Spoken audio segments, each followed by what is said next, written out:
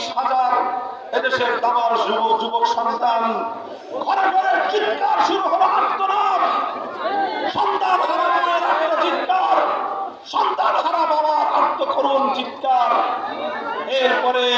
1975 সালের 15ই আগস্টের মধ্য দিয়ে পতন ঘটল একদলীয় বাকশালের। সংগ্রামী সাথী ও বন্ধুগণ, দীর্ঘ ইতিহাস বলতে চাই না, বলতে চাই শুধু কথা,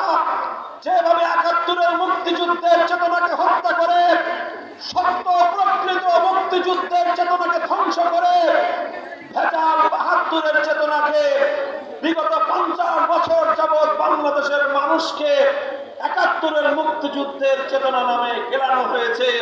এদেশের মানুষের সঙ্গে ছলনা এবং প্রতারণা করা হয়েছে। এর চেয়েও মর্মান্তিক বিষয় হলো, যারাই সেই 72-এর চেতনার বিরুদ্ধে যখনই কথা বলেছে, যারাই বাকশালের বিরুদ্ধে বাংলাদেশে রুখে দাঁড়াবার চেষ্টা করেছে,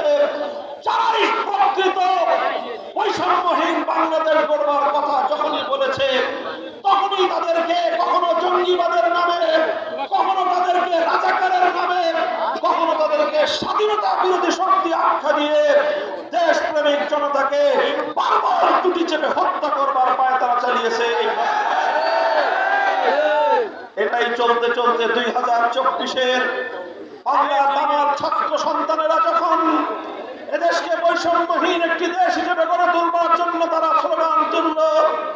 কোটার ভিত্তিতে নয় বরং মেধার ভিত্তিতে জাতিকে গঠন করবার আহ্বান যখন তারা জানালো, গোটা বাংলাদেশের ছাত্র জনতা যখন